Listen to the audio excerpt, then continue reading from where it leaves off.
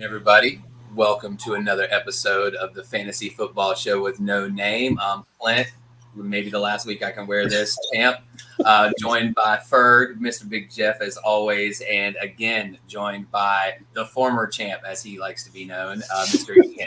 So, gentlemen, this is the second round playoff edition of the Fantasy Football Show with No Name. So, why don't we just start it off with the obvious elephant in the room? Ferg, you had 11.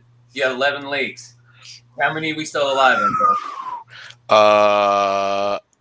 Golly. So the number's so small, I can't remember. I want to say 3. Okay. 3, maybe? All right. Well, that's not terrible. That's that's terrible. It's terrible. If you saw some of the losses I took this week, it was terrible. It's 33%, right? Or no, you're about 28%. 28% or so, right? So what say you, Ian? So 11 leagues. I actually have 2 leagues that the playoffs haven't even started yet. They don't start till next week. It's very weird. It's a 2-week playoff. It's week 17 and 18. It's very weird. I have in the playoffs. Playoffs started in 1, 2, 3, 4, 5, 6 leagues. Lost in my league of record, the one that the league that I commish. Had bye weeks in 3 sleeper leagues, so I'm still in those. That's good. And I'm still alive in Jeff's family Wakandian league. Okay. So I'm still in that. Well, that's good news. We got to kick him out of the family. Well, Ian, I want to say something, man. Based on your 17 and 18 playoff week leagues, you have a distinct advantage in those leagues this year as a fantasy football player because there are, as we talked about before we came on the air, 27 teams still in playoff contention in real football. So that means yay for fantasy football because nobody's going to be sat unless you play for the Texans, Jets, Bears, Lions, Giants. Who? Giants? Okay. So, I mean, and still, if you're those teams, they're probably playing their players anyway because, I mean, there were probably JV guys that they signed off a JUCO roster at some point. So, I mean, they're probably playing anyway. So now in my fantasy playoffs, I had 3 fantasy teams, way less than you guys, 3 fantasy playoff appearances. I am still in 1. Now, silver lining to that, it is this one. Oh, our league of record. Fergs and I league of record that he lost by 6, scoring 76 points. Dude loses by 6 to the number 1 seed. So the worst game the number 1 seed, Mr. Jonathan Edens, had all year. And Ferg's team shit the proverbial bed. So, Ferg, tell us what happened, man. Tell us what happened in that game. The hallway, the bathroom. Drunken shit, loose booty shit everywhere. Loose booty shit everywhere. Fucking Amari Cooper, fuck him. Let's take a look. Let's take a look, Ferg, at your week 15 matchup with JE. Let's see. Who did you? I know 15, who JE is. Yeah, you know him. Now, my week 15 matchup, basically, as I look through the fantasy landscapes of the world. Oh, it's our Lauren. Who dey? Hello from the drug nation that you're. Hello. Lauren is recovering and a little drugged up. She's joining us apparently from her back. Poppy stitches. Well, let's let Lauren in on this. So we were just having our crying session, I guess, about how many playoff teams we had, and now how many we don't have. How did you do in your first week of the playoffs, Lauren? All right, I'm done. I'm done. Just out. Call me the New York Giants. Sorry. Yes. Damn. Yes. She's taking shots at the commish. She's not even here. I know. I shouldn't do. I'm Jacksonville. Well, you know what? I think the commission. It was over before it started. Then. Yes. Yes. It comes with a week 1 loss to the Texans. You knew it was all downhill. Yeah. From there. I feel like Urban Meyer was coaching my damn fantasy teams this week. That's how my teams. It kind of looked like it. So Ian, check this out. Since Ferg might not tell you, so I can tell you. This is JE's team: Brady, Metcalf, Evans, Henderson, Knox, Connor, Tucker, and the Dallas defense. He also has Jonathan Taylor. And so Jonathan Taylor's he scored 28 of his total 82 points, right? So Ferg's over here with Joe Burrow, who outscored Tom Brady by 14. So we'll say that.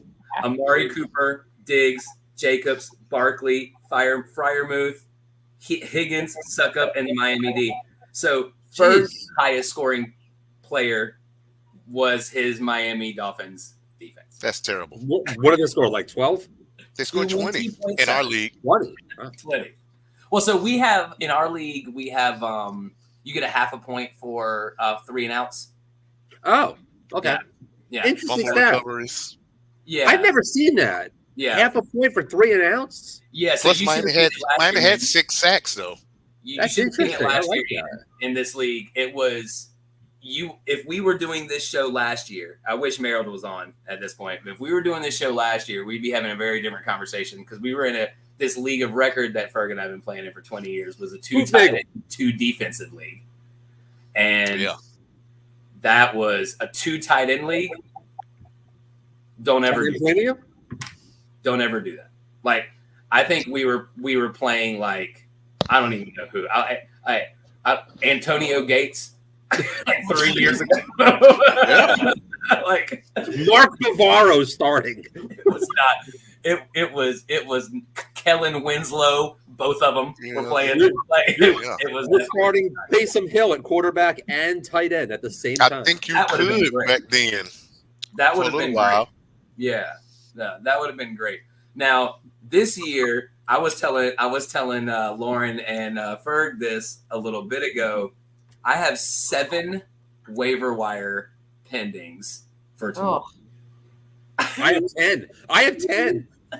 You have to replace. I have 10. Everybody. Well, he doesn't have to replace anybody. He's trying to hedge his bets on his COVID guys by picking up everybody's backup and their backup. That's actually out. Pick up Justin Jackson. Well, that's a good idea. It's about playing defense and playing offense, right? Yeah, that's a good idea. So here's the thing. So I have DeAndre Swift. They said he's going to play. Him and Jamal Williams both are back at practice today. So as long as there's no setbacks, COVID or groin-wise, then DeAndre is going to play, which would be fantastic. Fantastic for me because I haven't had him in a while. But I just lost Chris Godwin. Yeah. Right? Now he's gone. You know, I do have Justin Jackson. So if Eckler goes on the COVID list, he is. He's on it. Is he on it? Because he's on it. He's on it now. Earlier today, we hadn't placed him on it yet. As of this morning. Yep. But is he Cole Beasley or is he like the rest of us? No, he's vaccinated. Okay. Yeah. So did y'all see what Beasley said today? Yeah, by the way? he's fucking douchebag. He's a fucking douche. Fucking douche. Like I was kind of hoping that he would have got it sooner, but like, come on, man. Get your monoclonal antibodies. Well, he's only not playing because of the rules, apparently. Right. Yeah. It's not the COVID. It's the rules. There's other people that have COVID and they're just not getting tested because there is. Shut up. Shut up, bro. Fucking douche. Like, shut up. Just get the damn vaccination. I think is Josh Allen vaccinated? I think the Bills had some kind of vaccination issues, like as a team. So I'm not really sure what happened there. Diggs is vaccinated though. I thought Diggs took a stab at him about it, didn't he? Probably. Yeah, I think Diggs made fun of him or something. Man, has he been disappointing? Yeah. Diggs has been down. Yeah. Well, I don't know if he's disappointing or if Allen is just shitty this year. Oh, Allen Robinson. Oh, you're talking about Josh Allen. I was about to say Allen Robinson. We overhyped Allen. I was about to say we're not allowed to say that other name on this. We're not allowed to say that other name on this. We don't say that name. Josh Allen. We don't. That other guy's on the COVID list too. I don't know who the hell the Bears are going to throw the ball. Look, I'm going to sit here and tell you what. I was watching the Bears game, and Justin Fields threw a target to number 12, since we're not allowed to say his name. Had a target to number 12 in the end zone, and when the ball was in there, I was like, I swear, if this motherfucker catches this ball, like, I'm going to lose my mind on somebody. So this fucking guy. I'm just so glad it didn't happen. All right, so anybody want to say anything else about last week before we jump into some things? I have something to say about last week. Let's do it, Lauren. Say it. So I had some unpleasant surgery, and I'm not gonna lie, Clint, you made a good point that I'd be dreaming if the Saints won against Tampa Bay. So, I honestly didn't watch the game. I was already drugged up and in pain. I was like, I'm not gonna watch this shit. So I go to bed. I wake up. I looked at it. I was like, no way. Are you kidding me? So I looked. I was like, holy shit! Look at what my boys did. Unreal. And then I was watching Brady today, and what did he say to the sideline? They got him on video screaming at one of the sideline at the Saints at the sideline because he was all butthurt. So we don't use that language here. Yeah, no. So I'm gonna use this language though. So this is to Tom Brady, and we say, "Who dat? Who dat? Who dat say they're gonna beat them Saints?" Those are the drugs talking. Gosh, Lauren, yes, I know. 9-0. The first time Brady's been shut out in 15 years. There was all kinds of shenanigans and craziness happened. Ferg mentioned this before you came on the air. I think you said there was 30 or 40 offensive touchdowns last week, which was like the least amount in 30 years or something like that. Worst fantasy week ever. Well, yeah, I mean, you look at Brady with week ever. 1 point. So, you know what I'm saying? 1.7 points or 1.8 points or something like crazy if you have like that. Brady, you have Godwin, you have Fournette, you have Tampa Bay's kicker, and even if you're losing by like 40 points when that game comes on, you'd be like, I'm good. Dude, I'm good. I'm good. Every second of Yeah, it. I'm good. Every second of it. That dude, he's so cocky. Just to watch him, they swept the Bucs this season. Yeah. What did I text you in the middle of the game? Hey, look, sometimes out on some narcotics. Look, Lauren, let me say this. Brady has that one team in his own division, or no, not his own. Miami. Brady always has that one team that gives him trouble, right? Yes, he does. It used to be the Giants. Now it's the Saints. It just is what it is. They play hard, physical football. And Taysom, I didn't know Taysom could throw the ball. I thought he just I was like, look at him throw all of a sudden with his mallet hand. Like those are some good passes to Callaway. Yeah, he got 9 points. Stop it. Yeah. Before we start, I see him being. I kind of see it going where next year. I don't know that they keep Jameis. Like he looks good. He looked like everyone loves him. There's no reason to keep Jameis. No, I mean he's winning play. No, I like watching. I was like, I don't know about Taysom throwing the ball. Like he's handsome and he can run and yalla, but he looks good. I don't think they're going to keep him. Nah, I would say probably he not. Want himself to start and roll.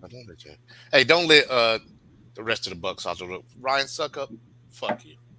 Oh, I know, right? Like fuck you, Ryan Suckup. I saw that on my sister's kicker. I was like, ooh, that hurts. Well, you know what? Let's talk about kickers for a second. So if you were, who is the, so is it who is it that keeps on going for fourth downs? Is it, the shitty ass Ravens? Jim Harbaugh. Yeah, the Ravens. They won't, they won't pick anything. John Harbaugh. Like, first of all, I get it, maybe. But, like, that's 2 out of the last 3 weeks that you lose a football game like that, and now you're not in the playoffs. Oh, they got kicked out? No, they're just on the very fringe of the playoffs. Well, they're out. If the playoffs started this week, they're out. But what message are you sending to, like, your team, particularly your defense? You're saying, I have no faith in you whatsoever. I don't really care if Jimmy Smith is out, if Marlon Humphrey's out. I don't care. Like, you have professional players, and you're saying, I don't trust you. Yep. No. Yeah, I think that was pretty shitty. And then you have fucking the kicker for the Panthers that got hurt. Oh, Zay Gonzalez pulled a quad. Got hurt in pregame, and then did you see them trying out people on the field? PJ Walker kicked it sideways. I was like, what the hell is going on? It was hysterical. Look, Ferg was out there kicking. How is the punter not? How is not the punter not able to be the kicker though? Right. Like I know you as a punter, you had to have kicked one time in high school. Yeah, who kicked the ball off? They didn't. Each kickoff, they had who was it? The Buffalo. They had like starting. No, who did the Panthers play? I don't know. They played. I don't remember. Whoever. They had like starting field position at like the 40 for every drive. Doesn't make any sense to me at all. It's terrible. Doesn't make any sense. Other one I thought was really bad. I'm sorry, Commish. I know you're listening. The Giants on the 4th and 1. Holy Jesus, they are not disciplined. Like how do you jump on 4th and 1 on your own side? Oh, it's bad. Multiple times, yeah. There was some crazy things. So let's talk about some good things that happened. Okay, so little honorable mention first. Sony Michel, even with Darrell Henderson back, 18 for 94. And 2 catches. Solid, good, real football game. Not a great fantasy game, but still out-touched Darrell Henderson 18-8 for the Rams. And, anybody that can get 18 to 20 touches in that offense, you like on a daily basis. Elijah Mitchell, we talked about this before we came on the air. He is out officially this week. And so that means plug Jeff Wilson in your lineup any way you possibly can. The Niners lead back has 26 or more touches in each game this year. So that is slated to be Jeff Wilson. So then Tyler Huntley. We talked about this a little bit. We want to talk about it for you guys. Tyler Huntley took over for our injured Lamar Jackson, has been playing really, really well after the first couple of possessions. So, Lauren, listen to this shit. Lamar Jackson, I know you're not a huge supporter anyway. He has never had a 2 passing touchdown, 2 rushing touchdown game, but Tyler Huntley now has. And wow. Where's Jay? Jay, are you listening? He's listening. He was the QB1 last week with 42 plus points. So you gotta give it up to the kid. Came in and going somewhere else next year. The kid. But see, is that going to be like a Matt Castle? Matt Castle, good call.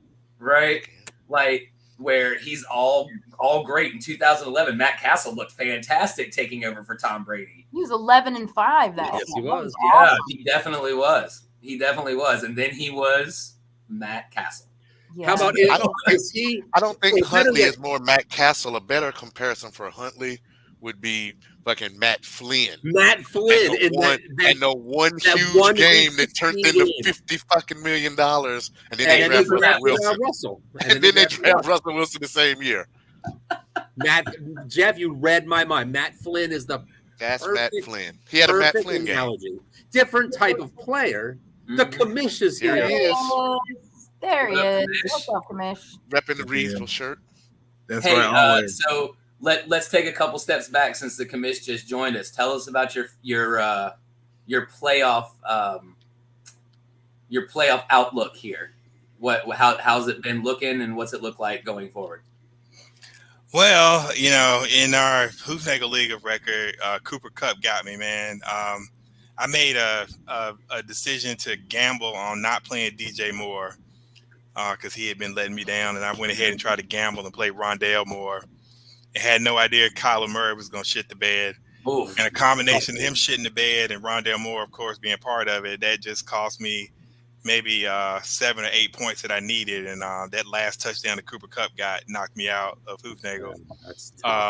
But I beat the number 1 seed in Lucky 13. Let's go. Because he was a Brady owner, and his team. You're welcome. You are welcome. Who gonna beat them Saints? Thanks for the Saints, and then of course in Wakanda, I played a team who I'm the Brady owner in Wakanda, but luckily I played a team who is not very good and does not manage their team well, so I won that. So I feel pretty good because I feel like in each of the teams where I advanced, my team's decent. So yeah. Well, dude, Kyler and Rondale weren't the only ones that shit the bed. Let's just be honest. You can't lose to the Lions, right? If you're the Cardinals, right? You can't lose to the Lions, especially when you're fighting for the division with the Rams. You cannot lose to the Lions. I don't know how many times that we can say that on this show. But you just can't. You just can't. And now maybe can we put to bed that Tom Brady looks his age? Everybody says, "Oh, he doesn't look 44." He's 44. No, and it's very hard to play good football when you don't have good players, and that's the only reason that he was any good. He's not. He can't carry a team. Well, I mean, I agree with that. That's a bold statement. That's a bold true. statement. He Absolutely did lose That's his true. top 3 offensive. Absolutely true. He looked like he did in the last year he was in New England when they had no. That was the last year of the Patriots. That's what they were going to look like. That's why he hauled ass, because that's what they would have kept looking like. Yeah, he's 44. It's a reason. It's a reason why he's able to be successful last year. It had more to do with the team around him and not him. So, more good news for maybe good news, maybe not good news, depending on how you look at this fantasy wise. Julio and AJ Brown are both playing again, so they're both active. They're both going to start right. So, but AJ Brown, but it's one of those things cares? where, like Julio, not necessarily, but AJ Brown, you have to look at this dude. The last 6 games he's played, he's had 9+ targets. Right, the last 6 games he's played. So, when was the last time he played? Labor Day? He played Labor Day? I owned AJ Brown in the last game that he played where he had those 9 targets you're talking about, Clint. He hurt his finger. Yeah. Or I missed it. Oh, darn. Oh, shucks. All right. AJ Brown is DK Metcalf. I don't care how many fucking targets you get. I have both of them, and I fucking lost. And I will trade them for a 5th round pick. I don't care if you have. Hold on. If you get 3 catches. Let me get my phone out since he's giving him away for a 5th round pick. Now let me send that deal. How did you lose? Like, I don't understand how you lose a playoff game when you start with Travis Kelce last week. What did you do? I was the 2nd highest scoring team in our league of record, or any given Sunday. I scored 165 points, and I still lost because of Josh Allen. Because of Gabe Davis, who I want to strangle. That'll do it. And because of Jonathan Taylor. If Jonathan Taylor doesn't rip off that 67-yarder, I win. That's Jonathan Taylor there, bro. If DK Metcalf catches that 48-yarder at the end of the Seahawks game, I win. Well, Jonathan Taylor he's 11 straight weeks with a touchdown. So Jonathan Taylor is God. Yeah. I mean, at this point, so let's have a little MVP discussion. Go for it. So there's no wide receiver has ever won the MVP. So does that happen this year? And it won't happen again this year either, though. So no, doesn't happen this year. He's out. No, it won't happen this year. Who's next? Who else is on the list? Let's discount him. So Cooper Kupp, who obviously you're saying is not going to win it. So then you got Brady and Rodgers and Jonathan Taylor. That's pretty much your. Rodgers doesn't. I think that loss. Mahomes is 3rd in the odds in Vegas. Put Mahomes back in there. Put Mahomes back in there. That Brady took that 9-0 loss. Yeah. I'm sorry, that one game. I think that knocks Brady out. Yeah, I like Jonathan Taylor. No, I think Jonathan Taylor is too. Yeah, I like John. I don't think Aaron needs to go. Aaron missed the game. Taylor or lie about some damn I say Taylor or Mahomes. Unless Mahomes has like 2 more games, like the game he just had, I go Mahomes. I go Taylor first, and then Mahomes. If the Packers Mahomes went not out, having a game like that with Byron Pringle, that's not going to happen. I think if the Packers went out, Aaron Rodgers should go ahead and get that second one in a row. I go on record right now without having any kind of medical expertise and says Kansas City game gets pushed all the way back to next Tuesday to make sure that Kelce and them are all there. I hope so. Make sure they're all there. Without any kind of expertise, I don't know if Kelsey's vaccinated. I don't know if he's having symptoms. I don't know nothing. I know ratings and I know money, though, and they're not going to let the Kansas City Chiefs go rolling out there with half the damn offensive stars on the bench. I can see it happen. Where they decide which teams get the later, because I was thinking about that over the weekend. Like one team, like the Browns, I've been pissed if I was the Raiders that the Browns got pushed back. They were pissed. They were. First of all, you can only now if you listen to the president of the Players Association, as the Raiders were on TV whining about getting their game pitched, he gave the simplest explanation: the dudes on our team want to get paid. He said the NFL clearly, Goodell and them called the Browns and the Raiders and said, if you don't have X amount of players, we're going to cancel these games and just let them count as forfeits. The teams were like, okay. Him as the Players Association president was like, oh no, that means we don't get a paycheck for this game. So all the fussing and arguing he was doing to get them to play was to help the Raiders. Now, if they had won that game, you wouldn't hear them say a fucking thing. But because they lost, Yeah. I mean, because it went the other way. Now everybody's complaining, but it was only about a check. It's always going to be about the money. All They right, don't give so a it's fuck whether you're it's sick, not like whether you get hurt, whether you play on Tuesday, have to turn around and play again on Saturday. They don't give a fuck about all that. It's only about the ratings and the money, the commercial money. That's the only thing it's about. So, I mean, I don't care. Push it back to Tuesday. I'd rather see them play. I would be interested from a fanny perspective to find out how that would have worked if they just cancel a game with and your quarterback and your star. What does Yahoo do in that case? Does it just go 0? Do you get what the expected points were? Like, how did that play if nobody's hurt and the game doesn't even occur? I was worried about that. All right, let me ask you, I don't know. commissions in the room, a question.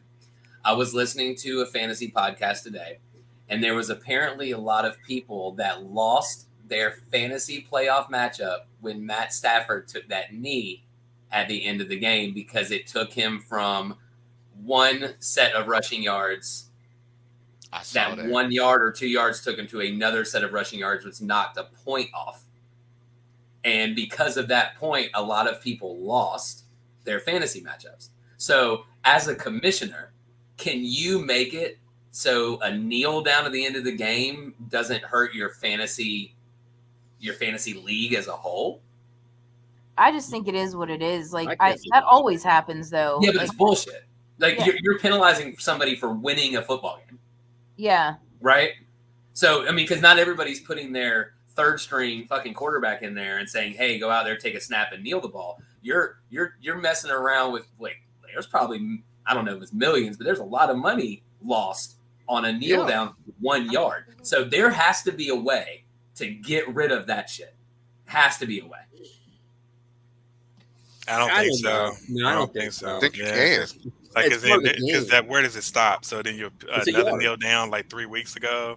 Yeah. No, you have to obviously be on like the first part of the year. But I mean, I've seen that in several different leagues though, where as the COVID and then the kneel down thing has happened, where people have been putting a lot of comments, a lot of podcasts, where it's coming up like it's like they're rewriting the rules on the fly, and I don't like that. I just want to know from week 1. So you just need to know. So if Matthew Stafford knelt down and he lost a 1/10 of a yard, you lost a 1/10 of a point. So what? You fucking lost. You wouldn't say that shit if Matthew Stafford ran that fake Marino play and you were losing, and then he throws the ball out on a 4th and 1 when you thought they were going to get down, spike the ball and scores a touchdown. You would be like, oh, that shouldn't count. Yeah, that shouldn't count because I thought that he was going to spike the ball. Yes, it's part of the game. They had 59 other minutes for him to get a yard. Yep, a yard, a first down, a touchdown. The worst leagues are always the ones that the commissioner will change the rules of a league during the year. Now, if you have like a whole league vote type thing and everybody has their say, then maybe. But I've always been a huge proponent that if somebody wants a rule changed, we'll vote on it in the off season. The rules are the rules, and you got to live with it. Yep. Yeah, and while you say, so Clint, while you say there were millions and millions of dollars lost because of that kneel down, you got to look at it from the other perspective. Maybe there's millions and millions of dollars being won for all teams that won that game because of that kneel down. So it goes both ways, though. Sure, but you're penalizing. You're penalizing for your team having a winning quarterback, right? So I mean that's what you're about the rules of that league, though, because like I said, I text you during the game. I lost one of my playoff games because Suck-Up missed the kick, and in some leagues like our league of record, he just ended up with 0. But in that league, he ended up with -1, and I lost by 0.70 points because of a missed kick. Missed part of the game. I can't be like, well, that shouldn't count now because everybody else don't count missed kicks. I know, but that's a missed kick, though. That's a missed kick. You're talking about. But I mean, these things are so arbitrary. Like, so that's what we play another league. There's another league that we play in where you can lose to a dude that has fucking Saquon or fucking Chuba Hubbard because that league counts first downs. So if this dude rushed for like 16 yards, but every time he rushed, he got a first down. This dude ended up with like 16 points plus the 1.5 points for that rush for 16 yards. So now a regular ass shitty back just rush for goddamn 20 fucking points and didn't do shit. It's just you just got to know the league rules before you get in. I can speak for self. I killed my own self in one of the leagues because it was a keeper league, and I wasn't really familiar with the rules that when you traded picks and stuff, you couldn't keep one of the first 6 dudes that you drafted. So I traded my first round pick to make a late run push for Kamara. He gets hurt. Right. I get knocked out the playoffs. So now I don't have Kamara. I'm not in the playoffs. And now I don't have my first round pick for last year, which is my fault because I didn't read the rules.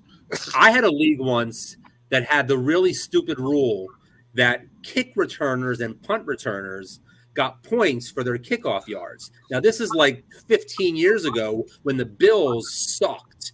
And I picked up C.J. Spiller because all he did was run back 8-9 kickoffs a game.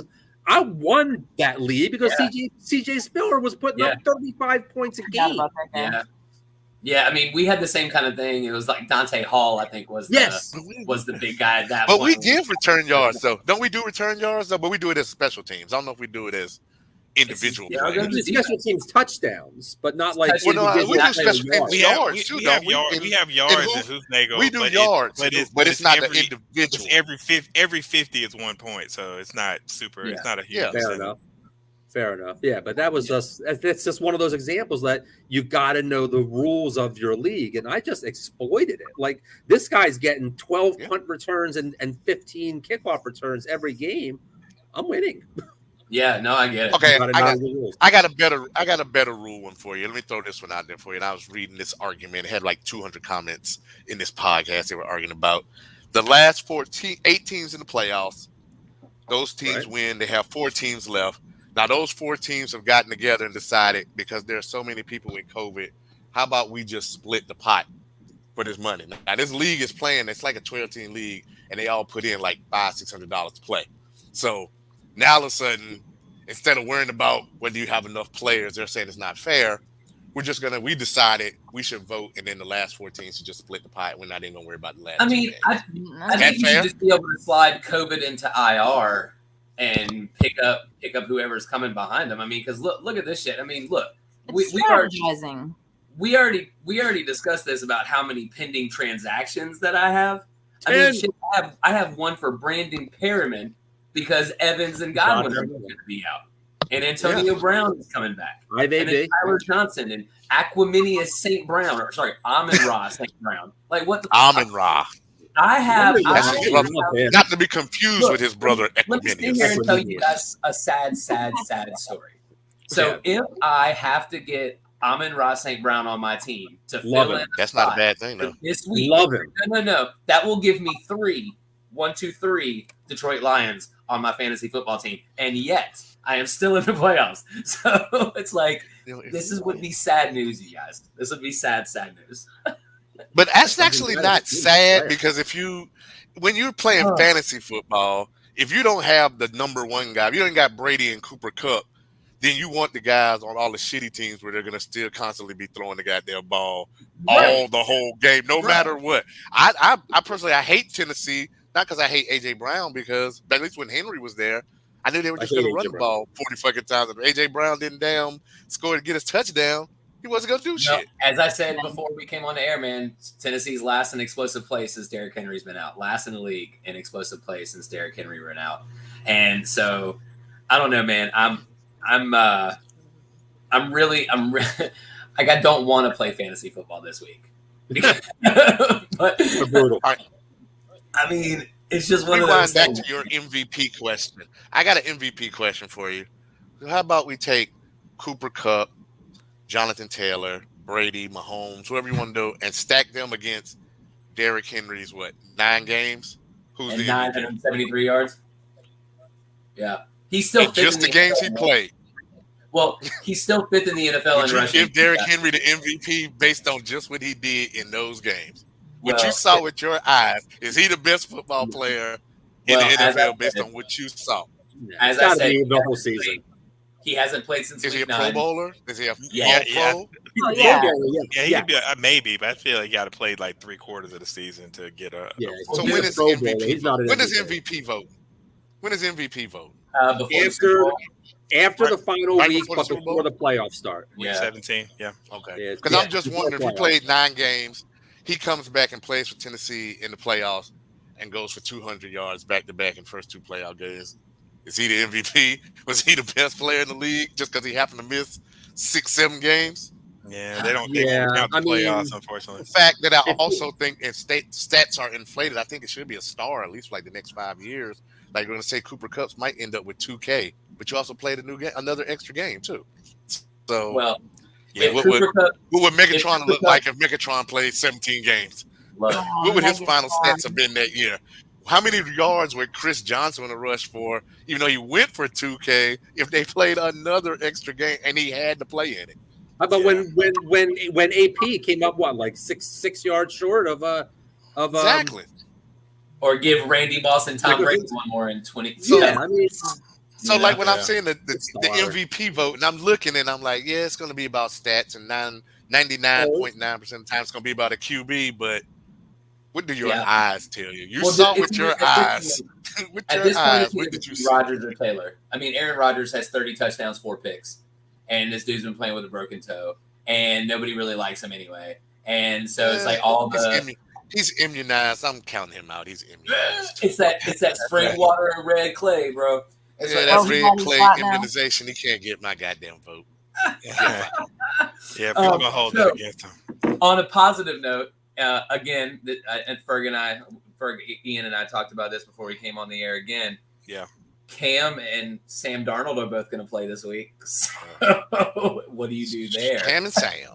That sounds like a bad CBS. This goes back to what Ferg said like 7 or 8 weeks ago. Play PJ Walker in between the 20s. It's not complicated. It's not fucking complicated. The man can't throw the ball. Yeah, but Cam got like 23 points last week. Just because. You play Sam Darnold. You play Sam Darnold between the 20s. Bring Cam in the red zone. A minute. You play PJ Walker between the 20s and bring in Cam in the red zone. If you know that's going to happen, you start Cam. But who's going to guarantee that? Well, the problem I have with NFL teams is that they get set in a certain way. And it's not anything against Cam. Cam had his moments. He's a good dude from what I can tell. He gives back to the community. He's not a Hall of Famer. He's not great. He's just a good dude that had a good little run. He won an MVP. Okay, he won an MVP. Great. So what? But the problem with NFL teams is they get stuck in this locked in thinking, okay, I got to have a 6'4", 230-pound white dude quarterback from Pennsylvania or California. He has to look a certain way. My offensive lineman got to look a certain way. My backs, take Derrick Henry off the top of the scale and whoever the smallest running back is in the league. And pretty much everybody has a team that has running backs that look exactly the same. Everybody wants to have a DK Metcalf on one side and a damn little dude like Tyler Lockett on the other side. Nobody ever tries to do anything different. Like, give me why all my wide receivers can't be 6'3", 6'4", especially if I got a bum ass dude like Cam Newton throwing the damn ball. I need a big ass dude out there to catch the ball. Why all my tight ends can't be fucking old basketball players? And why the fuck am I still continuing to spend $150 million on running backs when motherfuckers getting jobs that were sitting on their goddamn sofa the week before and come in and rush for 108 yards and 2 touchdowns? Right. Shout out to Duke Johnson. Even fucking Le'Veon they got another fucking shot again. Dude, how is that going? So as you're a GM, why are you committing all this money to all these dudes? If anything, we got $200 million. $100 million of that needs to be between the tackles, between the offensive line and defensive line. And then basically you can put anybody at these skill positions if you can block. Because ain't no good in having no fucking Cooper Kupp and damn DeAndre Hopkins and do like that, and you only get 2 seconds to get there and throw the ball anyway. Mm-hmm. So, I just don't get it. I'm gonna give a shout out to Merrill's G-Man for a second. Speaking of Derrick Henry, why wasn't Brandon Jacobs Derrick Henry? Because that dude was pretty large. So was Ron Dane. Ron Dane was fat. Brandon Jacobs was not fat. He was fat. Ron Dane was a fat dude. Right? He didn't have the speed. Like Henry's got speed. He don't have that kind of speed that Derrick Henry got, though.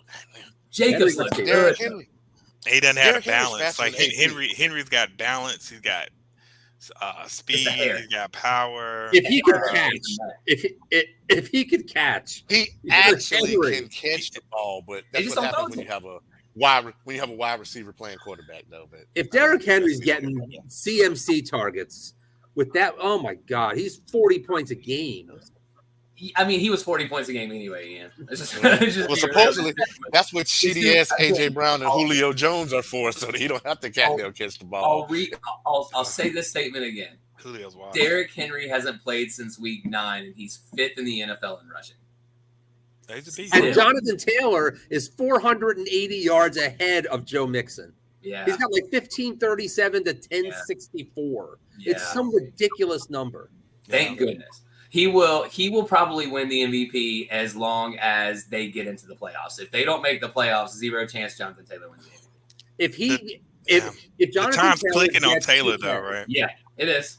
I mean, because like if you get that type of usage when he's 27, 28, same thing's gonna happen to him. He's gonna get hurt. Yeah. Like LT.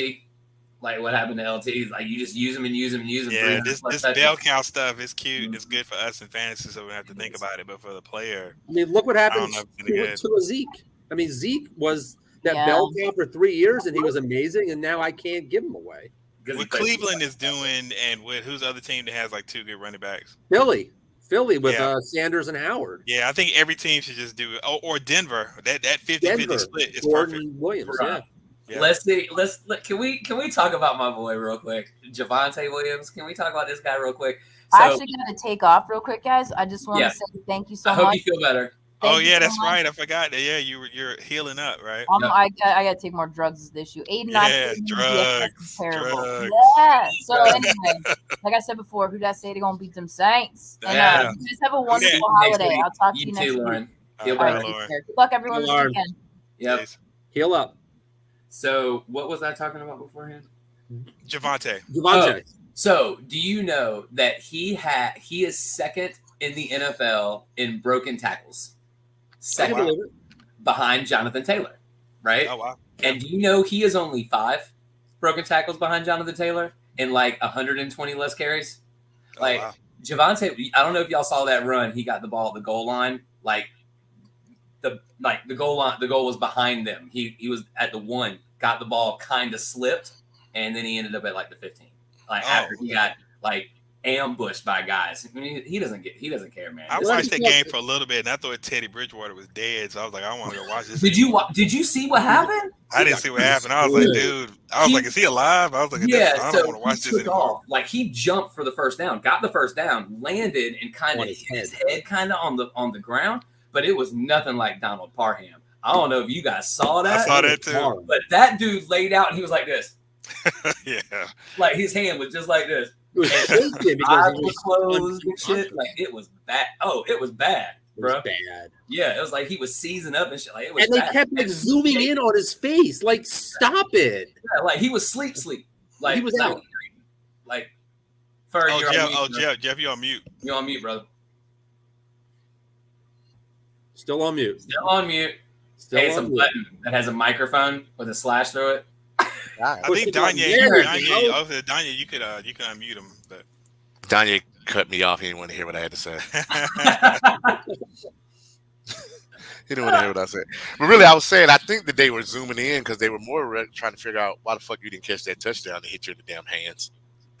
Literally, it looked like at first I was like, is he just laying there because he's embarrassed that he dropped that fucking touchdown pass? Yeah. Nah, bro. He was out. I played him in FanDuel, man. He messed my lineup up, man. Dude, I texted you when Teddy got hurt. I said, Teddy's dead. I texted you as soon as it happened. I was like, that dude is dead.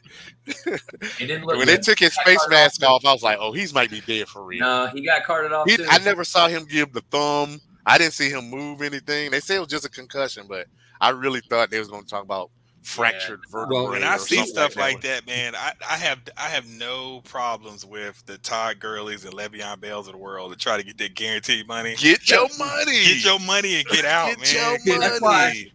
That's what I'm wondering. So the kid who played quarterback for Washington last night? Blake Garrett Gilbert? Gilbert. Garrett Gilbert, whatever his name is. Yeah. Okay, Yeah. so when RG3 is saying that he's trying, he wants to play, he wants somebody to give him another chance. Would you rather play this fucking guy who was packing groceries or some shit, or would you rather sign an RG3 and just see what he could do for one day? I've seen him. He was backing up Lamar. He's backing up Lamar last year. It was not. It's not pretty. You don't think he's better than what's his nuts that played last night for the? Okay, so let me give Garrett Gilbert some love here, and I don't know, I didn't really watch him a lot, but I know that is it Mac Brown? Was Mac Brown in Texas then, or whatever he was there? Is Mac Brown still in Texas back then? He was. Or was it Charlie Strong back then? Whatever year that he came out, at the time he was the number one yards leader in the state of Texas for quarterbacks at the time. He's still number 7, and he hasn't played high school football in 12, 13 years. Texas passed up. Yeah, Texas recruited him over RG3. And so that just lets you know. And Andrew Luck. They had Andrew Luck, and they went with this Gilbert. They offered Gilbert, and Andrew Luck slid off to Stanford. They could tell you he wanted to go to Stanford. No, he wanted to go to Texas. RG3 wanted to go to Texas, and this is the guy they picked. So when I hear stuff like that, I'd be like, well, at one time, that means this dude had to be official as hell. Hey, I don't know what happened in Texas. The Trailblazers, I don't know if he's just lazy. Bowie over Michael Jordan. So there are always mistakes. Bamboo. Always mistakes, bro. Always mistakes. So it's just like you can't. It doesn't mean RG3 is still not a better player. But that just goes back to what I was saying about doing something different. If you've seen it with your own eyes, sure. Why do you even fucking need 87 scouts to tell you we need to take this dude from fucking North Dakota or whatever? Just take the dude that you've seen actually do it in a game that matters. Like, so let's go to the other side of what you just said. So why isn't Gurley playing? Why is Le'Veon signing all these contracts and Todd Gurley? Is he not wanting to play? He doesn't have knees. I don't think he wants to play. He got $50 million guaranteed. Why play? Yeah, if it hurts to walk to the kitchen and I got $50 million, why play? True. He's got $50 million and no knees. Hey, Mara, I have a question for you. Is that a Blockbuster video behind you? Of course it is. Yeah. Old ticket. Yeah, man. So that's awesome. Ian, what you don't know is that Merrill used to manage Blockbuster Video for, I'm going to say 12 years. Oh, no shit. Maybe 10 years. And I worked with him. We both worked at Blockbuster Video. Merrill worked for about a decade. I worked for about 7 years. I'm old school. I was with the music division first. Blockbuster Music. That's right. Yep. Oh my gosh, that's fantastic, bro. Yeah, that's fantastic. I cannot wait until I beat you in the Wakandian League next week, and you send that to me. Oh, okay. I can't let Blockbuster. I can't let that go, man. I can't let that go. So let's talk a little bit about this Thursday night game, you guys. Yep. Who's playing? So we got the 8. Hold on. Titans and 49ers. So we got the 9-5 Titans, who are the 3rd seed right now in the AFC, against the 8-6 Niners, who are the 6th seed right now. So if the playoffs started today, both teams would be in. Yeah. What's the over-under? Last time they played was in 2017 with a 25-23 Niners win. The Titans, they're, as we already talked about, they're getting back Julio Jones and AJ Brown. Deontay Foreman practiced today, so he's good to go. But they are down 2 starting offensive tackles. So it's like, that's definitely going to make a difference in the run game. Ryan Tannehill hasn't been good this year. 14 touchdowns, 14 picks. Dude has not been ever. Good. But losing Derrick Henry and trying to Henry. Yeah, when Henry plays, he's outstanding. Yeah, hell, I could play quarterback if I turn around and hand the ball to Derrick Henry. Damn right. That's true. All 4 of us on this bitch can play quarterback. Play fucking quarterback. To Derrick Henry. All right, so we have to give him something because Mariota had Henry and he seemed to be terrible. So I got to give Tannehill something. Now Mariota is coming in for the Raiders, handing the ball off when it's supposed to be a quarterback option and then heading back to the sidelines. So it's a 44-point over/under. 44 with in Tennessee with San Francisco as a 3-point favorite. Yep, okay, that sounds 3-point favorite. But they have the number two wide receiver overall in San Francisco in Deebo Samuel. And if I had to guess, I would say he'd probably rank in the top 10, maybe top 15 running backs this year.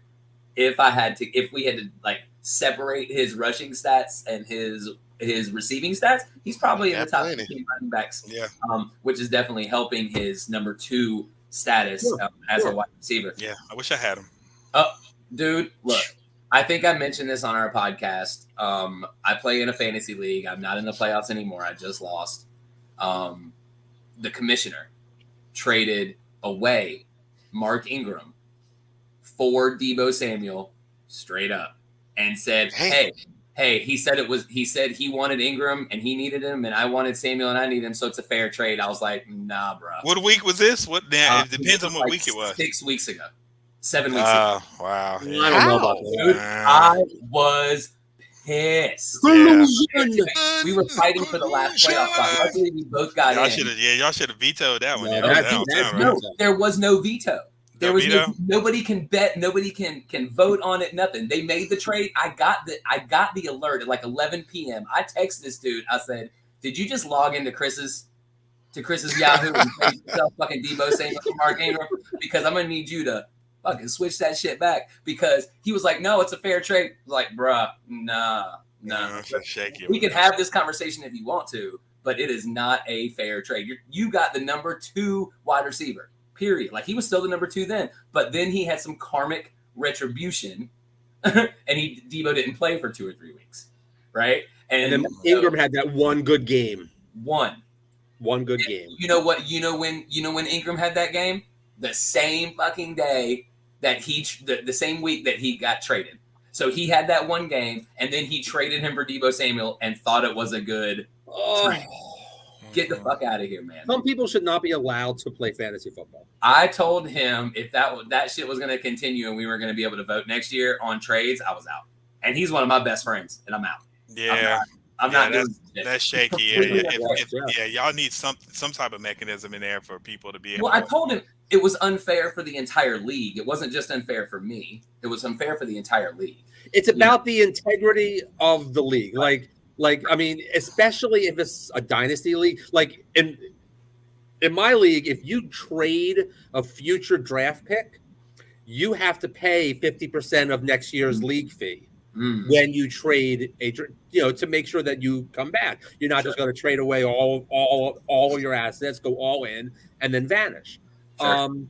But if I'm a big proponent of not vetoing trades unless they threaten the integrity of the league, which is like obvious collusion. Otherwise, if you want to trade him for him and you guys both agree on it, who am I to tell you how you can run your team and how you can't? You paid for it. Yeah, because I don't know what else you could do. Yeah, but a trade like that's just like that's one that I might even. So in my league, I have the ultimate say on what gets vetoed and what goes through, and I put everything through. Like I vetoed one trade in 3 years because it was just a terrible trade. It was like a kicker for a quarterback. It was just ridiculous. Yeah. But from the other side of it, though, who decides that something is bad, though? Yeah. See, something is bad. See, people who have a good team get threatened when another team becomes good. You can trade a good asset for a not as good asset and a draft pick, but it's making somebody else's team good, which is then a threat to you. Those are the people that want to veto trades.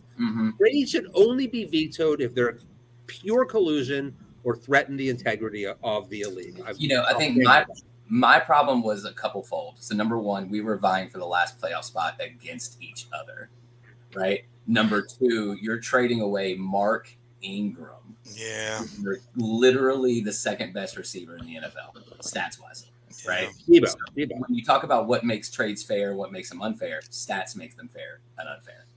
I mean, but you never know. Yeah, like, that's okay. hard to so I was scrambling, like me and Ian are in this league.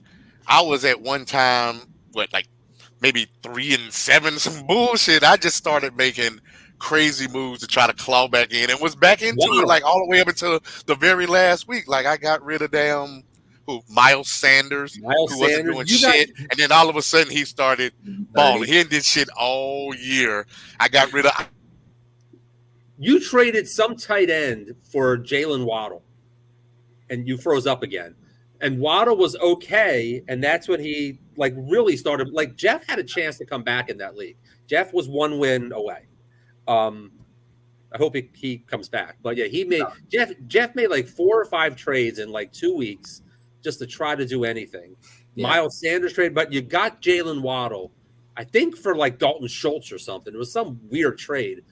And that one, like Waddle put up like 23 a game, and you almost clawed back in.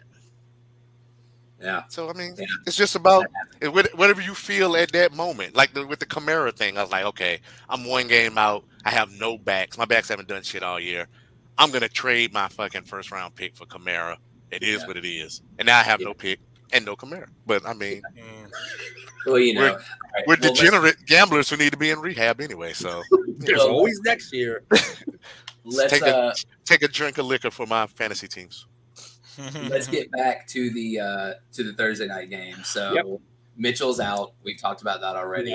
Jeff Wilson in your lineup, 26 plus touches for any lead back in the San Francisco system this year. So you got to play him. So you're playing Wilson.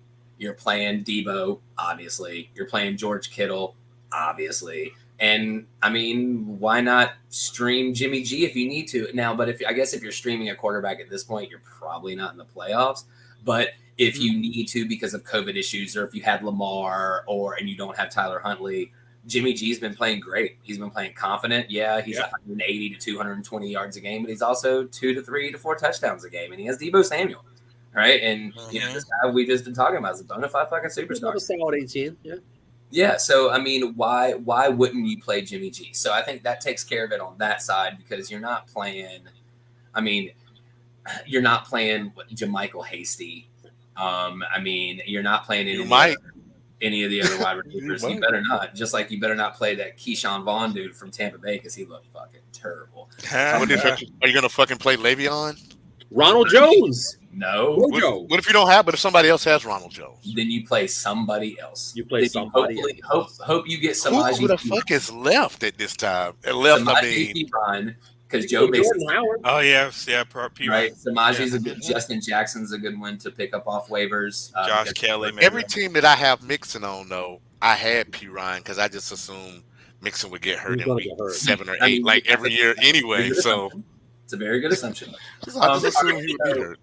So on Tennessee, let's run this down. So we'll save the wide receivers for last. So are you going to play Deontay Foreman? Yes. Yep. Get over 100 yards every time he started. So you're definitely starting Foreman. He's going to find a way to get in the end zone. He's going to find a way to get you 15 to 20 points. It'll be fine with him. Ryan Tannehill, on the other hand, if you have to, I mean, I wouldn't. Better options out there, yeah. Well, yeah, especially since San Francisco has been, even though San Francisco has been terrible over the last 6 weeks to fantasy wide receivers. They've been giving up the second most points to fantasy wide receivers. But you're talking about Julio Jones and A.J. Brown here, who by name and on paper, you're like, yeah, this is the second worst offense over the last 6 weeks. I mean, the second worst passing defense over the last 6 weeks. You got to play these guys. No, you don't. I would rather play Roethlisberger than Tannehill. No, I do not play Tannehill. I do not play Julio Jones. The only player I would consider would be A.J. Brown. And that would be because what we talked about before, Merrill, the 9+ targets in the last 6 games that this cat has played. Mm-hmm. So if you need to play him, if you have COVID issues, if you have injury issues, you're gonna play him because you might have to. But each defense, I would say no. I would say no to either defense. So that's where I stop. I stop with Deontay Foreman and A.J. Brown, and then you got Kittle, Samuel, Wilson, and Garoppolo on the other side. You guys have any problems with any of that? San Francisco's defense is a maybe. If you look up San Francisco's defensive stats over, and I'll look it up here. Well, every league is different. Look at it on the road, Ian. Can you look at what? Can you look it up on the road? Whether road splits. I can. Yeah, hang on a second. Because they're going into Tennessee, which is I don't know what the weather is going to be like in Nashville this weekend. I do know that here in North Carolina, it's going to be almost 70 degrees on Christmas. And so 72. Our weather and Nashville's weather isn't usually that much different. So in leagues where defenses start with 10 points and then go up or down, you're on the road at Cincinnati, got 9. On the road at Seattle, got 9. On the road at Jacksonville, got 11. On the road at Chicago, got 6. Arizona, 5. Philly, 5. And Detroit, 10. See, that's the problem. That's the problem with playing San Francisco's defense. That's what I was thinking, because I remember that they have not been good on the road, and that's obviously showing that. You start off with 10, and in only one of those 8 games, you score more than 10 points, right? So, I mean, and as I just said, they've been the second worst secondary against, fantasy wide receivers in the last 6 weeks or so. So there is no reason, I don't think, unless you're playing Detroit, the Jets, or Jacksonville. So I ran with San Francisco in multiple leagues last week when they went home Atlanta. And then next week they're home versus Houston. Yeah. So I'm running with them both weeks. So I'm not dropping San Francisco. So if I pick them up for Atlanta last week and Houston next week, they're my defense. I'll pick up another defense if I have a slot. But if I don't, they're allowed 2 touchdowns last week, man. They did. Well, I'm just saying. Scored twice, man. I'm like, God. Oh, I mean, it got to be what it got to be, though. I'm holding on to them. So I'm not picking up another D. So I'm rolling with San Francisco at Tennessee. I'm not thrilled about it, but I'm not excited about it. If I had Tennessee, I would not play them this week. But I played San Francisco defense in a couple of leagues, and my thought process behind it was they might give up 24, 26 points, but they got decent linebackers, and they got Bosa. Oh, God. And the other team's offensive line is not great. So if I can get 4 sacks and get them 12 points, I just try to balance it out and hope this. You said that Tennessee is down both offensive tackles? And they bound both offensive tackles? If they're down both tackles and you've got Bosa, you might be looking at 3-4 sacks. And I didn't see Bosa. I didn't see him on the COVID list. Is he on the list? He was. Oh, he's on the COVID list? If he's on the COVID list, then you're in trouble. Yeah, maybe he leaves. I might be wrong. I might be wrong. Tennessee has to win that game too. Like, both of them really have to. Well, they have to. San Francisco doesn't have to, but Tennessee they don't have to. In the AFC, if you have 7 to 8 wins and you don't win out, you're not going to make it. Dude, let me see here. You really have no choice. It's going to take 10, at least minimum 10 to get in that 7th spot. Baltimore's out right now. They keep on messing around. All right, so I don't want to jinx my boys, but we're still in it. Look, so let me tell you guys something. The Colts started 0-3, right? Yep. And I know y'all are probably watching that in-season Hard Knocks joint, so you've probably seen all the things that I have. These dudes are 8-5 right now, and so, or is it 8-6, 8-5? I think it's 8-5, 8-6. 8-6. Their defense is scary underrated. Yeah, They're underrated.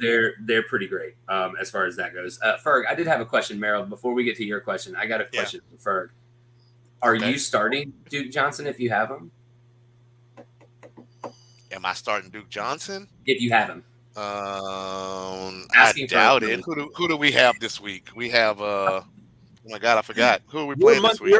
Monday night. We're playing New Orleans. New Orleans on Monday night. I expect us to be down. So that I expect Gaskin to be in the game, catching passes. I don't expect Duke Johnson to be in the game at all. I expect Duke Johnson to do exactly what Rashad Penny did. Get hyped up on the waiver wire and come back and disappoint.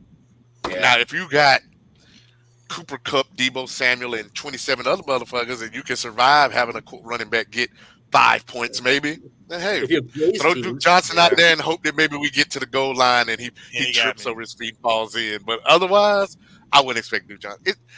It sounds great, but I feel like, and we talk about this sometimes when we talk about those Thursday night games, this dude was literally resting at the crib for a year and a half. He had the juice flowing, and we was playing the fucking Jets. Now, we're playing New Orleans on the road on Monday night. I expect Duke Johnson to go back to being what Duke Johnson always was. Well, Which was might catch 3 or 4 passes, but he's not a great runner. He'll catch 6 or 7 passes. He's not gonna run.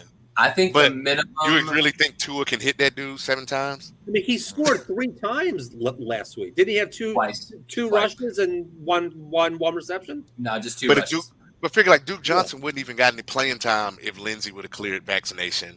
Well, let me see. Brown would have cleared vaccination. He wouldn't even played him. He played out of necessity and the fact that we didn't have Waddle. Waddle's going to get 13 targets. Parker's got to get 12 targets. So that means you're counting on Duke Johnson to actually be able to run the ball, or you think that Tua is competent enough to hit him 7, 8, 9 times in a PPR league to make up for the fact that he's not going to get any rushing yards. Well, the minimum for rushing yards allowed against the Jets is 100 yards per player anyway. So I mean, he definitely. He just did what everybody else does against the Jets. I mean, what we've talked about this multiple times on this podcast, on this platform here. They allow 35 points to running backs weekly. Yeah, that's a problem. That's historically bad. Whoever's playing the Jets this week, and I don't know who the lucky ones are, but start their running backs. Y'all tell me who's playing. So according to this right here, and I'm reading this is from 2 hours ago in San Francisco, Titans will be without Taylor Lewan, Rodgers Saffold on the left side of the line. Yep. Guess where the fresh new Pro Bowler Nick Bosa and Arden Key will be lining up tomorrow night on third downs. I'm running with San Fran defense because that left side is going to get real hellacious over there for damn Ryan Tannehill with both of them over there and 2 fucking backups. It's not like Taylor Lewan was fucking Trent Williams or anything anyway. He's been getting his ass towed up all year. Still don't know, man. I still don't know. So the Jets play the Jaguars. Fire up James Robinson. Oh God. I'm starting free. the Niners. That man's finally free. Starting the Niners. That's an unwatchable game there. It is an unwatchable. What's the over/under on that? Like 27.5. Who is that? Jaguars. Who is it? Jags and Jets. Jaguars. Jags. Man, what the fuck is wrong with? Is it in Jacksonville? It's got to be like 30. The top 2 quarterbacks drafted are terrible. It's in New York. It's in New York. Oh, it's in New York. All right, so guys, the weather in Nashville on Sunday is 72 and sunny. So Friday or Thursday. Like it. All right, so Merrill, before we take off, man, because it's 8:40. Oh yeah. Before we take off, what was the question that you wanted to ask? I didn't know if y'all had a chance to talk about this, but like legit, like I got this Jalen Hurts versus Lamar Jackson quandary for this week. Who are the Eagles playing? Eagles are playing the Giants at home, but their head coach is out. Well, Nick Sirianni got a COVID. I don't trust Lamar. Jalen Hurts is ass. Well, Lamar. So is Lamar. Hurts is ass though. He was good last week. He was good last week. I beat Jonathan. The Giants. I don't know. No, I'm sorry, but the Giants are just a clusterfuck. Oh, they're terrible. I start anybody against the Giants. I have Jalen Hurts in a 2 QB league, and every time that I have to count on him, he shits the bed. And every time that I be like, this dude he's got nobody. He's playing against nobody. He should be getting. So who are they playing? You said they're playing who? They're playing the Giants. Giants. They're playing the Giants. So he should have like 400 points, right? Well, so Merrill, Lamar hasn't practiced yet this week. Who? Lamar hasn't practiced yet this week. Even if Lamar is healthy, I'm talking about healthy Lamar. Oh yeah. Versus healthy Lamar versus healthy Jalen Hurts. Who are the Ravens playing? They're in Cincinnati against the Bengals in a winner take all. They're both 8. I'm playing Hurts. I'm going Hurts. I go Hurts not because of Lamar, not because I think Hurts is better than Lamar, but I think that Cincinnati is going to beat the shit out of the Ravens like they did before, and that means Lamar's going to have to drop back and pass the ball, and that is not what we want to see Lamar dropping back 25, 30, 40 times to have to beat Cincinnati. You do want to see that if you own Mark Andrews. If you own Andrews, great. Now, Andrews might have 12 for 180, but then Lamar might have 200. He might have 210 yards altogether, and Andrews might have 180 of them. And the backup dude looked pretty good. He could go play. The backup dude looks better. You go play for the Panthers. Even our favorite Uncle Shannon says that this dude throws the ball and is more aware than Lamar. He can't touch Lamar's speed. No one can. But he throws a better ball. He reads defenses better. He's longer to stay in the pocket. That was his problem at the end of that game. He stayed in the pocket too long. Where if he would have broke outside that pocket, he would have saw Brown cutting across the back of that end zone. Easy 2-point conversion. Down goes the Packers. And now we have a quarterback controversy in Baltimore. No, he don't. Right there. Yeah, no, I'm saying if he hits that one, and Lamar is still hurt, then you got to talk about. So do we bring back a 70% Lamar or a dude that just went for 350 and 4 touchdowns? Well, in our playoff lives, this is our playoff lives here. But right so here. You lose another one, you're done. But so did Matt Flynn. Matt Flynn went for 450 yards. So Matt Flynn turned that into 50 million. That's what I hope Huntley turns it into 50 million, and then says, "Fuck whoever he got them playing." I hope he goes 0-17 and rides out to the sunset with his fucking 80 million guaranteed that the fucking Lions or Texans or whoever have to fucking give him. I'm all about players getting the paper. And fuck the goddamn Tyler Huntley for Deshaun Watson straight up. God damn. So that's all. Damn. You never know. Tyler Huntley and a 3rd round pick for Jared Goff and like 3 future picks. Dude, by the way, Jared Goff is on COVID list. And is he? It might be David Blau. Good Lord. For Didn't he start on Thanksgiving once, like 2 years ago? Yes. He certainly I did. like David Blau only because his wife was an Olympian. I was about to say, he's not even the best athlete. He's pretty cool how he was supporting his wife when she made the Olympics. So I'll give him a shot. That was pretty cool. Pretty dope. Everybody's seen that video. It was awesome. Yeah. So, give him all right. That's his claim to fame. Anybody have anything else to add before we head out? Because I got to dip out. Anybody have anything else to add? Nah. Yeah, about to say I need some food. Bring back Tyreek Hill. Right. Free Tyreek. Stay the fuck away from Tyreek. Move the Kansas City game in move that game to Tuesday. Tuesday. You already know. As long as they're vaccinated, they'll move that shit. They want them to play as much as we do. So yeah, I mean it makes more sense for them. Yeah, it's all about the money, and you already know. All right, so Meryl, Ian, Ferg, I hope you guys have a fantastical holiday this weekend. Same. I'm sure I will. Merry Christmas. Yep. Merry Christmas. May you win your matchup and make it to the Super Bowl. Well, are you coming to the country? Are we going to cross paths in the country this weekend? Doubt it, man. I'm going to be in Reedsville for like 2 seconds. I am playing Isaac this week. Hoofnagel? Yeah, so hopefully in Hoofnagel. So hopefully Cooper Kupp. That Cooper Kupp, Mahomes. I mean, he beat me on the strength of that. I mean, like that's really the only 2 people that he had that really kind of balled out, and I had everybody. I mean, I have Patterson, I have Fournette, and both of those guys screwed me. Well, he also had Derrick Henry. I know we got to go. I just want you to think back to that draft when he picked Derrick Henry first. We were all like, and in our drunken high states, that everybody in the room was like, "What the fuck is this guy doing?" And then he ended up with Derrick Henry, Mahomes, and Cooper Kupp. Crazy. It wasn't crazy, but we were still in the middle of the CMC goddamn fever. McCaffrey.